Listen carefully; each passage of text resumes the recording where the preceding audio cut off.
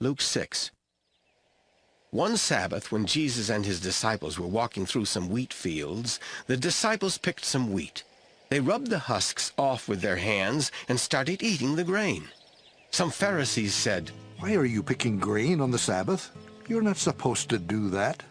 Jesus answered, You surely have read what David did when he and his followers were hungry. He went into the house of God and took the sacred loaves of bread that only priests were supposed to eat. He not only ate some himself, but even gave some to his followers.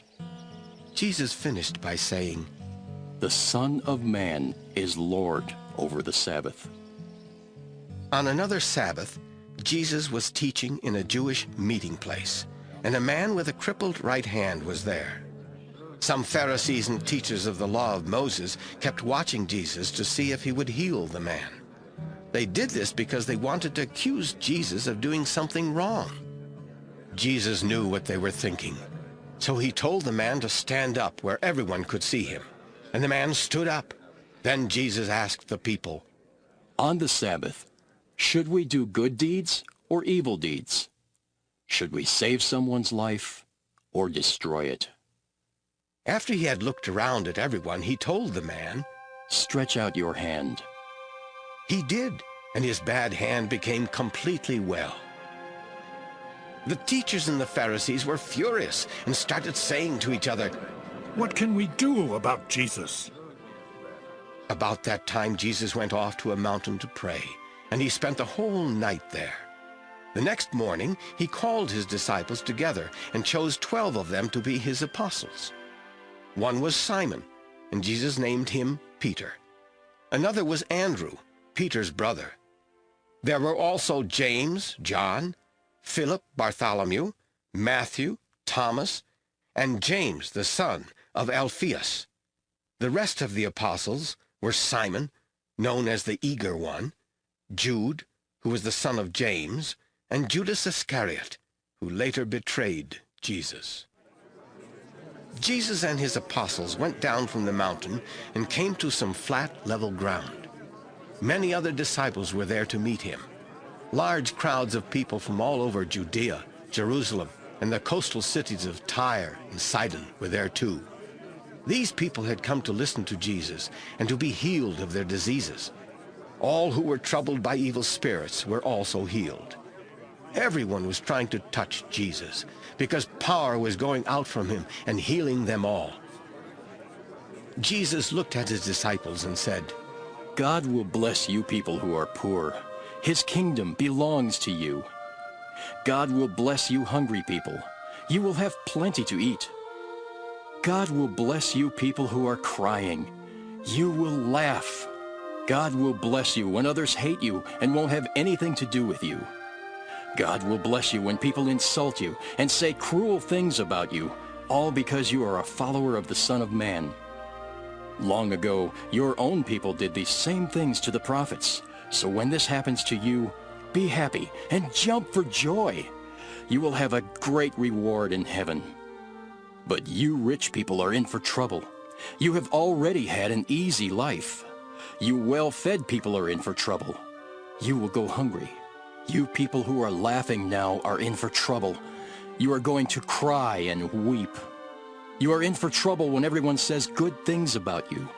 That is what your own people said about those prophets who told lies. This is what I say to all who will listen to me. Love your enemies, and be good to everyone who hates you. Ask God to bless anyone who curses you, and pray for everyone who is cruel to you. If someone slaps you on one cheek, don't stop that person from slapping you on the other cheek. If someone wants to take your coat, don't try to keep back your shirt. Give to everyone who asks, and don't ask people to return what they have taken from you. Treat others just as you want to be treated. If you love only someone who loves you, will God praise you for that? Even sinners love people who love them. If you are kind only to someone who is kind to you, will God be pleased with you for that? Even sinners are kind to people who are kind to them.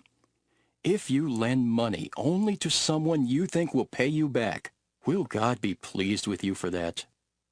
Even sinners lend to sinners because they think they will get it all back. But love your enemies and be good to them. Lend without expecting to be paid back. Then you will get a great reward, and you will be the true children of God in heaven. He is good even to people who are unthankful and cruel. Have pity on others, just as your Father has pity on you. Jesus said, Don't judge others, and God will not judge you. Don't be hard on others, and God will not be hard on you. Forgive others, and God will forgive you. If you give to others, you will be given a full amount in return. It will be packed down, shaken together, and spilling over into your lap. The way you treat others is the way you will be treated. Jesus also used some sayings as he spoke to the people. He said, Can one blind person lead another blind person? Won't they both fall into a ditch? Are students better than their teacher? But when they are fully trained, they will be like their teacher. You can see the speck in your friend's eye, but you don't notice the log in your own eye. How can you say, My friend, let me take the speck out of your eye, when you don't see the log in your own eye? You show-offs! First get the log out of your own eye, then you can see how to take the speck out of your friend's eye. A good tree cannot produce bad fruit, and a bad tree cannot produce good fruit. You can tell what a tree is like by the fruit it produces. You cannot pick figs or grapes from thorn bushes. Good people do good things because of the good in their hearts. Bad people do bad things because of the evil in their hearts. Your words show what is in your hearts. Why do you keep on saying that I am your Lord when you refuse to do what I say? Anyone who comes and listens to me and obeys me is like someone who dug down deep and built a house on solid rock. When the flood came and the river rushed against the house, it was built so well that it didn't even shake.